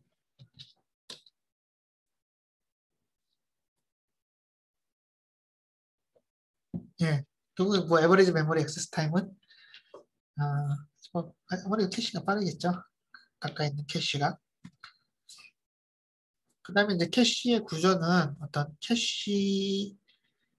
그러니까는 캐시를 어떻게 이제 구성하느냐. 이것도 이제 역시나 하드웨어의 영역인데요. 그 소프트웨어는 별 관심 없지만 하드웨어 영역인데 그런 캐시 매핑 방식이 있고요. 그 캐시 매핑에 따라서 다이렉트 맵, 그다음에 set associative cache, fully associative cache 이런 형태로 이제 나누어지게 됩니다. 그 소개를 안 했네요. 캐시도 뭐 캐시 자체도 메모리이기 때문에 캐시를 액세스를 하려면은 어드레스가 필요해요. 그렇지만 이제 우리가 캐시는 그 메인 메모리보다는 사이즈가 작잖아요. 그래서 보통 우리가 이제 데이터를 액세스를 한다고 했을 때 어드레스라고 얘기를 하면은 그 메인 메모리에 있는 어드레스를 보통 얘기를 하기 때문에 캐시의 어드레스는 어드레스라고 이제 우리가 부르지 않고 인덱스라고 부릅니다. 그래서 뭐 캐시 인덱스는 뭐 별게 아니라 그 캐시가 있으면은 각각의 그 캐시에서 데이터를 그 저장하게 되는 공간에 대한 어드레스를 우리가 캐시 인덱스라고 이제 부르면 돼요. 그럼 이제 그 각각의 그 캐시 저장되는 공간에 데이터를 어떤 식으로 저장할 거냐 그런 방식에 대한 어떤 차이를 우리가 direct map, set associative cache, fully associative cache라고 이제 부르게 됩니다. 이 direct mapped cache라는 거는 어떤 캐시 하나의 인덱스에 대해서 데이터를 저장할 수 있는 공간이 하나 있는 경우를 우리가 direct mapped라고 하고요. set associative cache라는 거는 이 하나의 셋에 대해서 멀티플한 저장 공간이 있을 때 그걸 우리가 이제 set associative cache라고 이야기를 하게 됩니다. 그래서 two-way 우리가 set associative cache라고 하면은 하나의 캐시 인덱스에 저장할 수 있는 공간이 두 개가 있는 거예요. 네, 뭐 그래서 three-way라고 하면은 세 개고요. four-way라고 하면은 네 개가 있는 겁니다. 그 다음에 이제 fully associative cache라는 건 뭐냐? 이거는 캐시 인덱스라는 개념은 없고요. 캐시 저장 공간이 있으면은 데이터를 아무데나 저장할 수가 있어요. 비어있는 데 있으면 아무데나 저장할 수 있는 것이 fully associative cache입니다. 그리고 이제 제가 좀 빼먹었는데 이 캐시 인덱스는 그 우리가 이제 메모리 이제 어드레스를 했을 때 어드레스의 일부 빗필드를 가지고서 캐시 인덱스를 결정합니다. 그러니까는 뭐 예를 들어서 무슨 예를 들까요? 뭐 어드레스가 1000 이 다음에는 요 어드레스의 일부, 뭐 여기면 지로가 되겠죠? 이걸 가지고 우리가 뭐 인덱스를 결정한다. 이런 식으로 인덱스가 결정이 돼요. 그러면 여기가 0이 되는 모든 그런 데이터, 어드레스가 0, 여기에 0이 있는 모든 데이터는 요 인덱스가 가리키는 캐시의 블럭 위치에 저장을 하게 됩니다. 그래서 그 저장 캐시가 이제 매핑되는 방식이 Direct Map, Set Associative, Fully Associative가 있고요. 성능은 얘가 좋아요. Fully Associative가 가장 좋다고 얘기할 수 있는데요. 요거는 이제 우리가 이제 캐시에 empty space, 비어있는 공간이 있기만 하면 아무데나 저장할 수 있기 때문에 set associative나 direct map 같은 경우는 비어있는 공간이 있어도 그 인덱스가 가리키는 공간에는 비어있는 공간이 없다. 캐시 전체에는 있을 수 있어요.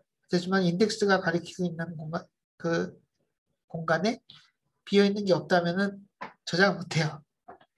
그러면 하나를 쫓아내고 저장을 해야 됩니다. 그러니까는 뭐 가장 효율이 높은 거는 fully associative가 되겠죠. 캐시에 빈 공간이 있으면 무조건 넣을 수가 있으니까. 그렇지만은 이런 경우에는 비싸겠죠. 예, fully associative는 가장 비쌉니다. 얘가 가장 칩하고요. 다이렉트 맵이.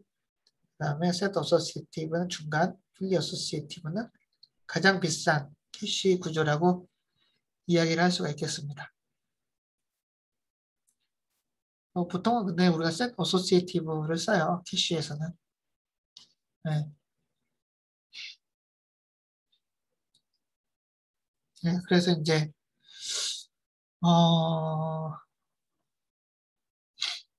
사실 그 캐시 매핑은 그 우리가 이제 나중에 배울 그 캐시의 사이드 채널 어택이랑 굉장히 이제 관련이 많이 있습니다.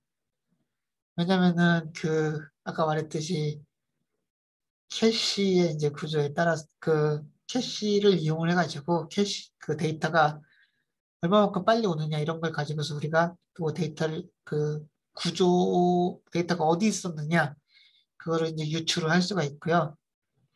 뭐 그렇기 때문에 캐시의 요 매핑 방식 이거를 이제 많이 이용을 해가지고 그 공격이 이제 많이 일어나게 됩니다. 예. 그래서 이제 다이렉트 맵, set associative, fully associative 이런 것들을 잘 이해를 하면 좋고요. 나중에 이제 그 사이드 채널에 대해서 설명할 때 이제 다시 이제 나오긴 하겠는데 어쨌든 이런 캐시가 아무래도 사이드 채널을 가질 수가 있고요. 왜냐하면 캐시는 하드웨어가 이렇게 하드웨어가 매니지를 하는 블랙박스 같은 그런 존재이기 때문에 그 사이드 채널이 있고 그 사이드 채널을 이용할 때 캐시의 이런 매핑 구조 아니면 캐시의 스트럭처 요거를 많이 이용할 때가 많이 있습니다. 아, 요거는 이제 나중에 이제 그 사이드 채널 설명할 때 다시 이제 좀 나올 수도 있겠습니다. 그다음에 리플레이스먼트 팔러시. 자, 리플레이스먼트 팔러시는 뭐냐? 아까 우리가 이제 캐시를 설명할 때 캐시가 이제 우리 책상에 있고 여기다 이제 우리가 책을 공부하려고 책을 쌓아놓잖아요. 그다음 여기 이제 도서관이 있고요. 근데 우리 공부를 하다가 새로운 책이 필요해요.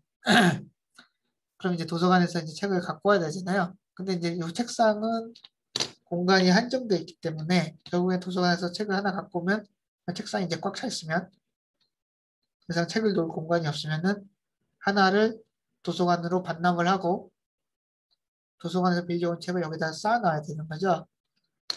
예, 캐시도 마찬가지입니다. 캐시는 기본적으로 스페이스가 작아요. 네, 그렇기 때문에 어떤 새로운 데이터, 캐시가 꽉 차 있는데 새로운 데이터가 왔다. 그러면 캐시에 있던 데이터를 쫓아내야 되고요. 그 쫓아내서 이제 비어있는 공간에 새로운 데이터를 채워놓게 됩니다. 그래서 이제 그럼 어떤 거를 쫓아낼 거냐? 여기 쫓아낸 걸 우리가 이빅션이라고 얘기를 하는데 여기 이빅티드라고 되겠죠? 그래서 이빅션, 그 캐시 이빅션이라고 이제 이야기를 하고요. 어떤 거를 이빅트할 거냐? 그거를 결정하는 팔러스가 캐시의 리플레이스먼트 팔러스입니다. 자, 기본적으로 어떤 거를 쫓아내야 될까요? 캐시라는 거는 그 데이터가 캐시 안에 있으면은 좋은 거기 때문에 우리가 쫓아내야 되는 거는 필요가 없는 걸 쫓아내야 돼요. 뭐 우리 책상에 있는데 책상에 책이 쌓여 있는데 새로 책을 놓으려고 하는데 그럼 책을 보내야 되죠. 근데 이제 어떤 책을 보낼 거냐? 내가 자주 이용하는 책을 보내면은 그거는 효율이 떨어지겠죠. 다시 그럼 또 도서관 가서 다시 빌려야 되니까. 가장 효율이 좋은 거는 내가 전혀 이용하지 않은 그런 데이터를 쫓아내는 것이 가장 효율이 높겠죠. 네, 그거를 결정하는 방식이 이제 캐시 리플레이스먼트 팔러스입니다. 근데 아까도 말했듯이 어떤 데이터가 그 중요한 데이터고, 그러니까 다시 이용이 될 데이터고, 어떤 데이터는 전혀 이제 이용이 안 될 데이터인지 하드웨어는 몰라요. 캐시는 하드웨어가 관리한다라고 했죠? 하드웨어는 모릅니다. 예, 모르니까는 그 어떤 뭐랄까 뭐 가장 효율이 높게는 해야 될 텐데 모르니까는 그냥 그 경향성을 보고서 이제 하드웨어가 이제 결정을 하는 거죠. 그래서 사실은 이 리플레이스먼트 팔러시에서는 여러 가지 리플레이스먼트 팔러시가 존재합니다. 랜덤, 그러니까 랜덤하게 이제 쫓아내는 경우, 그 다음에 LRU는 Least Recently Used. 그러니까는 최근에 Least Recently니까는 가장 옛날에, 그러니까 최근으로부터 가장 멀리 옛날에 액세스가 됐던 거를 쫓아낸다. 이게 LRU고요. First in, FIFO는 First in, First out. 그러니까는 캐시로 제일 오래전에 들어왔던 데이터를 쫓아낸다. 이런 게 있습니다. 보통은 우리가 이제 LRU가 가장 그래도 리즈너블하게, 그러니까는 이거는 이제 로컬리티랑 관련이 있죠. 캐시랑 어차피 로컬리티 상하니까.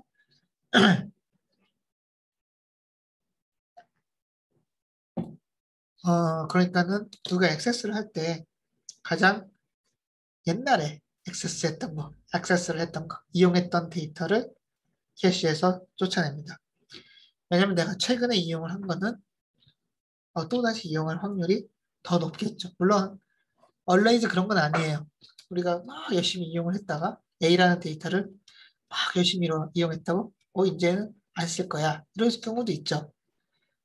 뭐 여기 C라는 데이터를 사면데 그러면 이제 우리 다시 C를 써야지 뭐 이럴 수도 있어요. 뭐 근데 하드웨어는 이런 거 모르죠. 소프트웨어만 알 뿐. 하드웨어는 모르기 때문에 뭐 어쩔 수 없이 그 가장 최근에 이용이 됐으면 뭐 그래도 또 계속 이용을 하겠지. 이런 식으로 우리가 이제 결정하는 겁니다. 그래서 이제 가장 옛날에 액세스가 됐던 거를 쫓아내는 거. 그 방식이 이제 LRU가 되겠고요. 근데 LRU 자체가 좀 어렵기 때문에 수도 LRU를 이제 좀 사용을 합니다. 그래서 이제 뭐 랜덤, LRU, 파이프 이런 것들 방식을 써서 캐시에 있는 데이터를 리플레이스먼트, 그 교체 이렇게 하는 그 방식을 이제 쓸 수가 있습니다.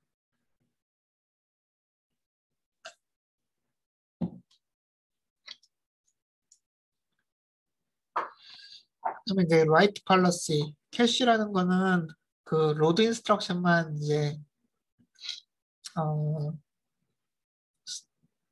액세스를 하는 것이 아니라 스토어 인스트럭션도 액세스를 하죠.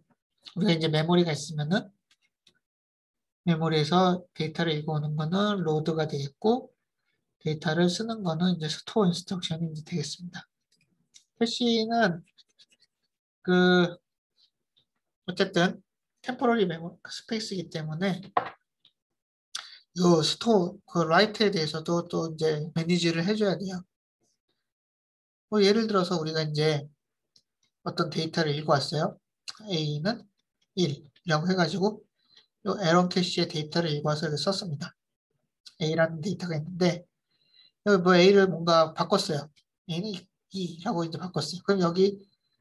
그럼 이 A라는 데이터를 캐시가 있는데 이 A라는 데이터는 우리가 이제 업데이트를 하겠죠. 2로. 그럼 요거를 메인 메모리도 업데이트를 해줄 거냐 아니면 나중에 업데이트를 할 거냐 이런 거를 결정하는 것이 write 팔러스입니다. 자, 우리가 이제 가장 속 편하게 할 수 있는 거는 어쨌든 이 데이터들은 다 메모리에 있다라고 했죠. 이 A라는 그러면은 우리가 이제 봤을 때, 자, 여기 이제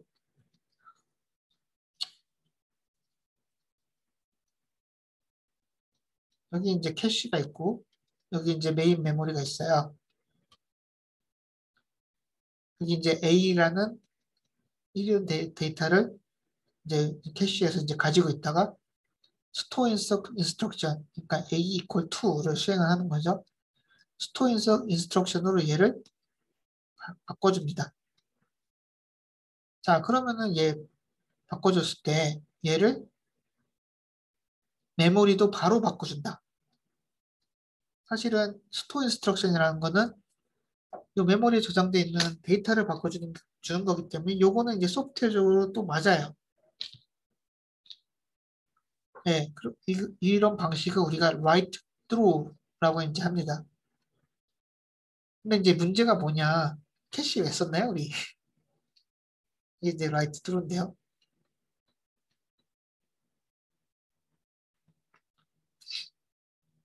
캐시는 빠르게 그 메모리 관련 인스트럭션들을 빠르게 동작시키려고 썼죠.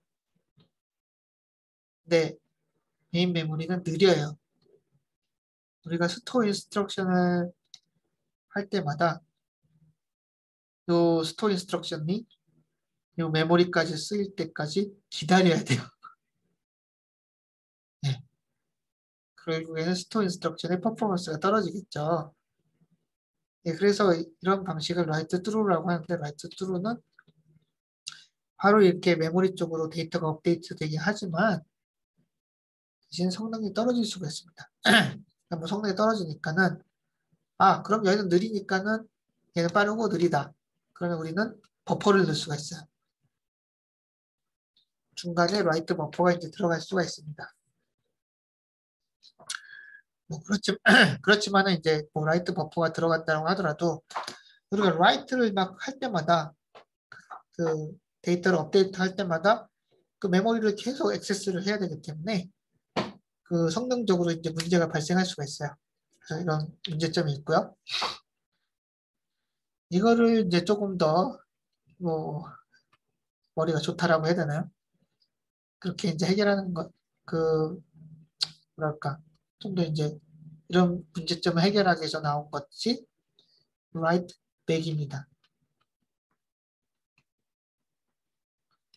자, write back이라는 건 뭐냐? 어차피 요 캐시에서 업데이트가 됐지만 요 업데이트가 된 거는 요 데이터가 쫓겨나기 전까지 아까 이빅션 있잖아요. 쫓겨나기 전까지는 캐시에 있어도 뭐 별 나쁠 건 없잖아. 그런 것으로 이제 출발한 방식이 write back입니다. 그러니까는 우리가 이제 스토어 인스트럭션으로 요 A를 업데이트를 해줬어요. 그러면은 이제 바로 이제 또 메인 메모리 업데이트를 한 게 아니라 그냥 나는 얘를 업데이트했어. 그래서 그것을 표시를 해줍니다. 그 우리가 이제 dirty라고 하는데요. 이 dirty라고 하는 거는 뭔가 이제 그 메모리에서 읽어온 데이터가 스토어 인스트럭션이라든지 이런 인스트럭션에 의해서 데이터가 변한 거. 그래서 우리가 일단 dirty 상태라고 이제 이야기를 하는데 dirty 빛이죠. dirty. 뭐 더럽고 그런 건 아닙니다. 그러니까 데이터가 업데이트가 됐다는 걸 표시를 해놓고 그 다음에 요게 이제 이빅션 될 때, 캐시에서 이제 쫓겨날 때, 그러면 이제 캐시 데이터가 없잖아요. 근데 이제 얘는 이제 업데이트가 됐으니까 캐시는 이제 더 이상 데이터를 가지고 있지 않으니까 메모리 쪽으로 옮길 때 그 메모리에다가 A는 이라는 거 업데이트를 해주는 거. 이 방식이 이제 write back 방식이라고 이제 할 수 있겠습니다. 사실 뭐 write back은 이제 퍼포먼스 상으로는 좀 더 이제 그 리즈너블하고 좋은 방식이라고 이제 할 수 있겠는데 문제는 뭐냐? 아,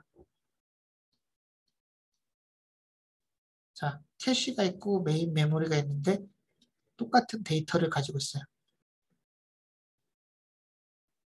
근데 캐시에는 데이터가 2가 저장이 돼 있고 메모리에는 1이 저장이 돼 있어요. 뭐 이런 거를 우리가 이제 coherence라고 이제 이야기를 하는데요. 이런 문제가 이제 생길 수 있다는 것이 문제입니다. 사실 똑같은 데이터예요. 얘는 이제 똑같은 데이터인데 실제로 캐시에 저장된 값하고 메모리에 있는 값하고 저장되어 있는 값하고 다른 거예요. 어떤 게 맞는 값이냐? 얘가 맞죠? 사실은 최근에 업데이트가 됐으니까. 뭐 그렇지만 그거 최근 업데이트 된 게 메모리까지 가기에는 시간이 좀 더 걸립니다. 번영이 될 때까지. 뭐 만약 이 A라는 데이터를 또 얘만 사용하고 있다. 프로세서 하나만 사용하고 있다 하면 별 문제는 안 되지만 요새 멀티코어 시대잖아요. 딴 프로세서가 있는데 나는 이 A를 가지고 올 거야. 근데 얘는 역시나 얘도 캐시를 가지고 있을 거고 그 다음에 A라는 가지고 오는데 여기서 갖고 올 거잖아요. 이럴 경우에 문제가 되는 거죠. A가 2로 업데이트가 됐고 이게 이제 가장 최신의 값이라서 맞는 값인데 메모리에는 옛날 값이 들어가 있고 틀린 값을 다른 프로세서에서 읽어오는 거 이런 문제가 이제 발생하기 때문에 문제가 될 수가 있습니다.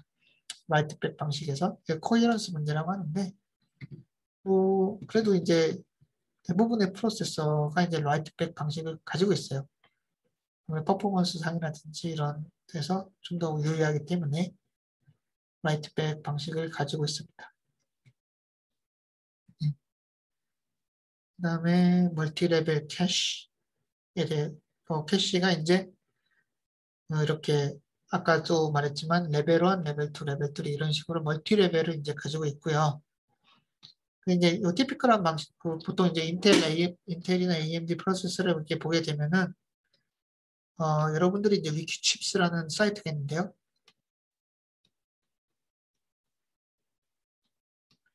위키칩스는 요 칩에 대해서 좀 데이터를 모아둔 그런 사이트인데요. 여기 보면은 뭐 인텔이나 AMD의 그 제너레이션, 그 세대에 따라서 그 어떤 구조라든지 뭐 캐시 구조라든지 이런 것들을 잘 정리를 해놓고 있습니다. 예. 근데 이제 보통 이제 인텔이나 AMD 프로세서의 그 캐시 구조를 이제 살펴보게 되면은 보통 이제 L3까지 있고요. L4까지 있는 경우는 그렇게 흔하진 않고요. L3까지 있고 L3까지는 shared 캐시입니다. shared. 그다음에 L2 캐시가 있고 L1 캐시는 인스트럭션 캐시와 데이터 캐시를 나눠 가지고 있어요. 그러니까 인스트럭션 캐시가 데이터 캐시는 뭐냐? 우리가 이제 인스트럭션이라고 하면은 요거 그냥 컴퓨터에 쓰이는 인스트럭션이라고 얘기할 수 있는데 사실 그것도 데이터 형태로 메인 메모리에 저장이 되어 있습니다. 하지만 그거 읽어서 이제 패치를 해가지고 수행을 해야 되잖아요. 그래서 이제 그 에런 캐시 같은 경우에는 인스트럭션용 캐시랑 데이터 캐시가 나눠져 있고요. 그 다음에 L2 캐시는 유니파이드 캐시. 예. 그러니까는 다 모든 데이터를 가지고 있는 캐시. 그러니까 인스트럭션 데이터 다 액세스가 되는 가능한 캐시로 이제 가지고 있고. 보통은 L2까지가 이제 프라이빗 캐시라고 해가지고 각각의 이제 코어가 요 L2까지는 자기만의 캐시를 가지고 있어요. 근데 L3는 멀티코어가 서로 공유를 하는 그런 형태로 이제 가지고 있습니다. 물론 L3 캐시가 가장 사이즈가 크고요. 네, 이게 이제 멀티레벨 캐시 구조고요. 뭐 역시나 작은 캐시, 프로세서에 가까이 있는 캐시가 가장 빠르고 가장 사이즈도 작습니다. 예, 그렇게 이제 돼 있고 근데 이런 멀티레벨 캐시에서 데이터를 관리하는 그런 뭐 방식이 또 이제 팔러스가 있는데 인클루전 캐시와 익스클루전 캐시 이 두 개로 이제 나뉘게 됩니다. 인클루전 캐시라는 건 뭐냐? 뭐 인클루전 캐시라는 거는 데이터가 여기 있으면은 이 데이터가 모든 캐시에 들어있는 거를 우리가 인클루전 캐시라고 이제 얘기를 합니다. 그럼 익스클루전은 뭐냐? 데이터가 캐시의 어느 하나에만 존재하는 것을 우리가 익스클루전이라고 이야기를 하게 됩니다. 보통 이제 그런 식으로 우리가 이제 이야기를 하고 있고요. 좀 더 이제 자세하게 이제 들여다보면은 인클루전 캐시는 어떻게 되냐? 자, 로드 인스트럭션이 데이터를 레벨 1 캐시에 우선 액세스 요구를 해요. 미스가 발생하잖아요. 뭐 없잖아요. 그 미스가 발생하면은 없네? 액세스하고 리퀘스트 보내고 리퀘스트 보내겠죠. 이제 메인 메모리로 합시다. 자, 그러면은 메인 메모리까지 이제 리퀘스트가 갈 거고요. 메인 메모리에서 데이터를 가지고 오겠죠. 우선 L3로 채운 다음에 또 L2까지 갖고 오고 데이터 캐시까지 가져오게 됩니다. 결국에 미스가 발생하면은 데이터를 가지고 오는데 모든 레벨의 캐시에 데이터를 집어넣는 거. 이런 방식으로 이제 하게 됐고요. 자, 근데 만약 어떤 뭐 결과에 의해서 얘가 없어졌어요. 자, 캐시의 데이터가 사라졌어요. 이빅션 된 거죠. 이빅션 됐는데 자, 그럼 얘는 어떻게 할 거냐? 얘도 이빅션 시켜줍니다. 그러니까는 인클루전 캐시라는 거는 어떤 데이터가 하이 레벨에 존재하면은 로우 레벨의 데이터가 존재해야 되는 거예요. 데이터가 여기는 존재하고 여기는 없고 이런 식으로는 존재하지 그렇게 이제 방식을 하진 않고요. 어쨌든 한번 미스가 발생할 때는 모든 캐시의 데이터를 채우고 만약 여기 데이터가 사라졌다 그러면은 데이터를 하이 레벨에서도 빼줍니다. 이게 이제 인클루전 캐시라고 이제 하고 부르고 있고요. 그러니까 이게 뭔가요? 데이터가 여기서 발견되면은 이 똑같은 이 데이터는 뭐 값은 다를 수 있지만 이 데이터는 L2에도 분명히 존재하고 L2에도 분명히 존재합니다. 이게 이제 우리가 인클루전 캐시라고 이제 부르는 거고요. 자, 그럼 익스클루전이란 뭐냐? 데이터는 각각의 캐시 레벨에 하나만 존재하는 거예요. 자, 그러면 예를 들어서 미스가 발생했다. 그러면은 여기서 이제 데이터를 가지고 오겠죠? 데이터를 가지고 오는데 여기만 채우게 됩니다. 여기는 데이터가 없어요. 이게 이제 익스클루전 방식이고요. 만약 그러면 데이터가 여기서 이빅트 되면 어떻게 되냐? 이빅트 되면은 얘는 이제 이빅트 됐고 여기를 채우게 됩니다. 그래서 업데이트를 해주는 거죠. 네, 이런 식으로 이제 동작하는 것이 이제 익스클루전이라고 이제 보면 돼요. 네, 그러니까 익스클루전은 데이터가 각각의 레벨에서 어느 한 레벨에만 존재한다. 라고 이제 보시면 되겠습니다. 사실 뭐 인클루전, 익스클루전 도 사실은 그런 어택이라든지 이런 부분에 또 이용이 될 수가 있습니다. 캐시의 구조에 따라서 이런 뭔가 달라지기 때문에 그 데이터가 어디 있느냐 어디 그리고 이게 달라지기 때문에 이것도 이제 중요한 뭐 인포메이션 중에 하나고요. 어택이 일어날 때. 예, 그래서 좀 그것들도 이제 중요한 요소 중에 하나가 되게 됐습니다. 네, 여기까지 하고 오늘은 끝나야 되겠네요. 그럼 캐시를 어떻게 해야 되느냐? 또 우리가 이 캐시의 이제 파라미터를 봤을 때 뭐 캐시의 사이즈가 있을 거고요. 어, 캐시가 가지고 있는 뭐 캐패시티 뭐 예를 들어서 뭐 레벨 1이 16kB다 뭐 이런 식으로 이제 전체 데이터가 저장될 수 있는 사이즈 이런 캐시가 있고요. 그 다음에 블락 사이즈라는 게 있어요. 아까 그 캐시가 블락이라는 게 있는데 한번 캐시를 액세스할 때마다 채우게 되는 데이터의 사이즈 이거를 이제 우리가 블락 사이즈라고 얘기를 하게 됩니다. 그 다음에 아까 말했던 associativity 하나의 인덱스가 가지고 있는 블락의 개수 그걸 저장 공간이라고 얘기할 수 있겠죠. 이런 것들이 다 이제 캐시의 이제 파라미터가 되게 됩니다. 그래서 뭐 캐시 사이즈가 크면은 슬로우하고 그 그다음에 뭐 구조가 이제 좀 더 복잡하게 되고요. 이제 그 캐시가 사이즈가 크게 되면은 미스 레이트는 작아지겠죠. 네, 아무래도 공간이 커지니까. 네, 블락 사이즈가 커지게 되면은 요거는 이제 스페셜 로컬리티를 내가 잘 이용하겠다라고 이제 생각할 수가 있고요. 네, 그렇지만 이제 미스 페널티가 이제 커지게 되는 단점이 또 있습니다. 예, 한번 미스가 발생하면 블락을 굉장히 큰 사이즈의 데이터를 갖고 와야 되기 때문에. 어소시에이티비티는 뭐 컴플렉시티랑 관련이 있고요. 싼 캐시, 익스펜시브, 칩 이런 것들과 관련이 있게 되겠습니다. 네. 그래서 오늘은 이제 캐시에 대해서 이제 이야기를 했고, 뭐 좀 여러분들이 이제 좀 중요하게 여겨야 될 거는 멀티레벨, 캐시도 멀티레벨로 이루어져 있고, 그 다음에 하드웨어가 매니지를 한다. 블랙박스다. 소프트웨어한테는 블랙박스다. 그렇지만은 우리가 이제 캐시 구조를 통해 가지고 그 블랙박스에서 유추할 수 있는 것들이 몇 개가 있을 수 있다. 뭐 캐시의 구조라든지 뭐 이런 뭐 액세스 타임을 이용해서 데이터가 어디 있지 뭐 이런 것들. 그 다음에 그걸 통해서 어떻게 일어날 수 있다. 이 정도를 우리가 좀 잘 기억하고 있으면 좋을 것 같습니다. 네, 뭐 그렇게 쉽진 않죠. 네, 쉽진 않은데 뭐 사실은 예, 보안 쪽에 이제 공부를 하다 보면 진짜 어렵다. 뭐 그런 게 좀 뭐 느껴지기도 하는데요. 뭐 이런 것까지 이용하네 뭐, 뭐 생각도 되기도 하고.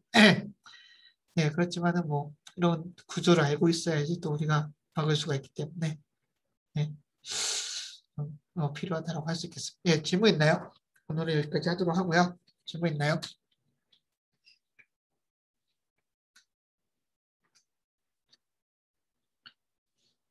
예, 질문이 없으면은 뭐 마치도록 하겠습니다. 예, 수고 많으셨습니다.